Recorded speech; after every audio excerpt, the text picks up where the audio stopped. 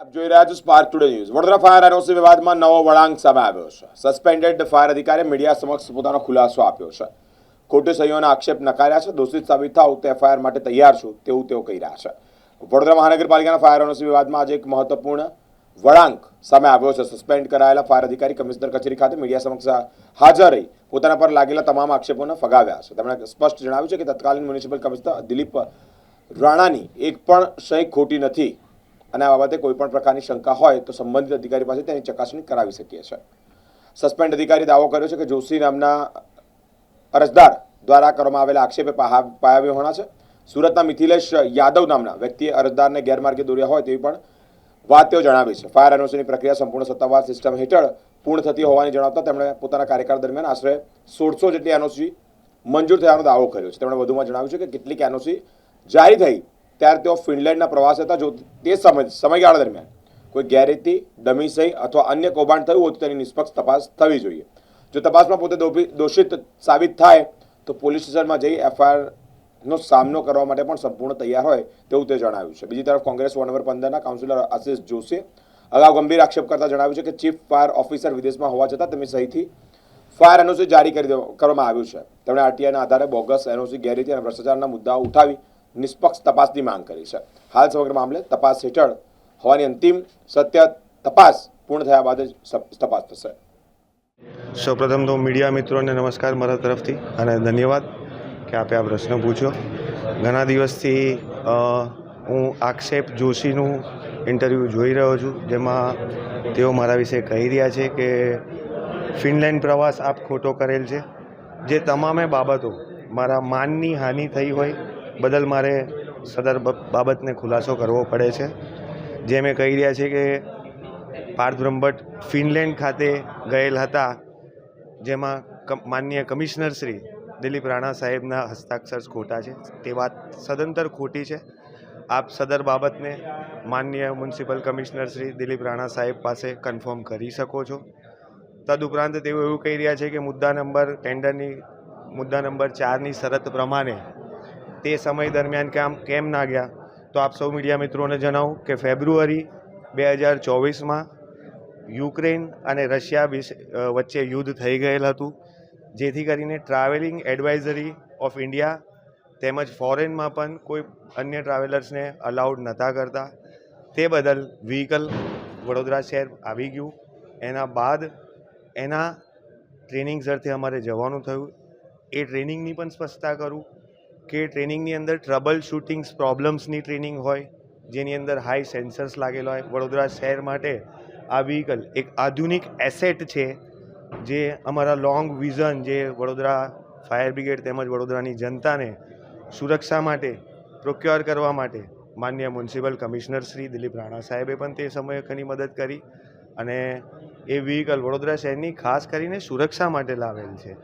એ આધુનિક વ્હીકલ છે અને એક જ વ્હીકલ છે કે જે ઇન્ડિયાની બહાર બને છે, ફિનલેન્ડ બને છે, ટોરોન્ટો ખાતે બને છે. જેમાં મારી સ્પષ્ટતા આપને એ છે કે મારી કોઈ સહી કરાવેલી કમિશનરશ્રીની ખોટી નથી. રહી વાત ટ્રેનિંગ બહુ ડીપ લેવલની છે.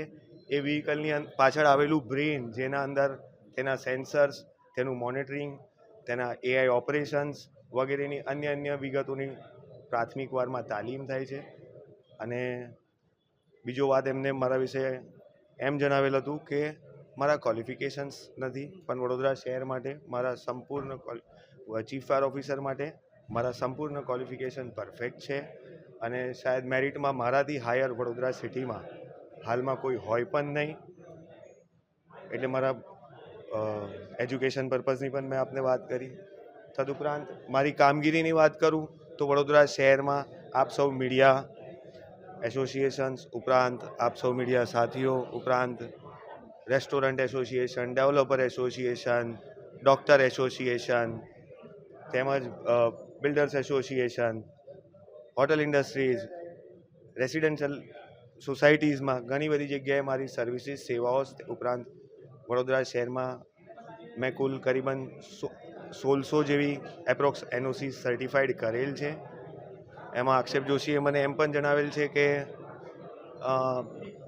એનઓસી 23 કંઈક મારા દ્વારા ખોટી આપવામાં આવી છે. 23 એનઓસીમાં મારો કોઈ ખ્યાલ નથી. હાલમાં એનો જવાબ આપને અમારી વડોદરા ફાયર બ્રિગેડની ઓફિસ જ આપી શકે છે.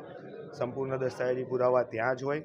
અને હું પોતે એમને એવું કહીશ કે જો મારામાં કોઈક એવી કોઈક ભૂલ લાગતી હોય તો હું જ આ કેસ માટે પોતે એમની સાથે ચાલું પોલીસ સ્ટેશન, જેની માટે FIR કરાવીએ આપણે. એમાં ફરી એમને કહીશ કે એમને કોઈક ગેરમાર્ગે દોરી રહ્યા છે. એ મારા સારા મિત્ર જ છે, એમનું હંમેશા અમે કામ જ કરેલું છે. એમને ફરી એકવાર કહીશ કે એમને કોઈક સુરતના વ્યક્તિ ગેરમાર્ગે દોરી રહ્યા છે અને આમાં કોઈક ફ્રોડ હોય તો હું પોતે અહીંયા હાજર જ છું. આપણે FIR કરવા પહોંચી શકીએ છીએ. મારા આ ચાલતા મીડિયાનો ખુલાસાનો જવાબ આપવા માટે મારે કમિશનર ઓફિસ આવવું હતું. જે વાત કરીએ તો આશીષભાઈ આવી રીતે ગંભીર આક્ષેપો લગાવે છે, એની પહેલાં બી કેટલા લોકોએ આક્ષેપો લગાવ્યા, તમારે ખુલાસો આલવો પડે છે.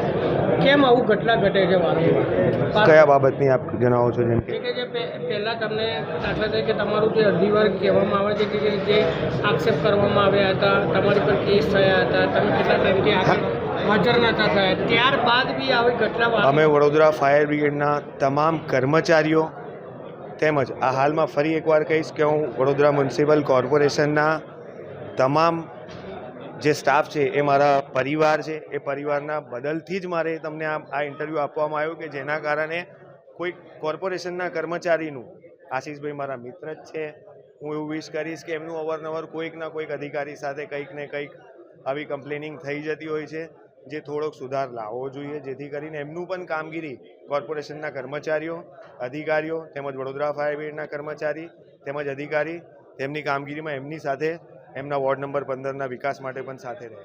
આગળ એમની વિશે આગળ એમને જે કરી શકતા હોય મારા તરફથી એમના માટે કોઈક રોંગ વિશેષ નથી. ભગવાન કરે એવી પ્રગતિ કરે, અમે એવી પ્રગતિ કરીએ, વડોદરા શહેર પ્રગતિ કરે. આશીષભાઈને મોરો બનાવે છે એવું લાગી રહ્યું? હા, જરૂર એવું લાગી રહ્યું છે કે આશીષભાઈ કોઈક સુરતના કોઈક મિથિલેશ કરીને કોઈક ભાઈ આવ્યા છે, જેમના કારણે એ ગેરમાર્ગે દોરાઈ રહ્યા હોય એવું લાગી રહ્યું છે.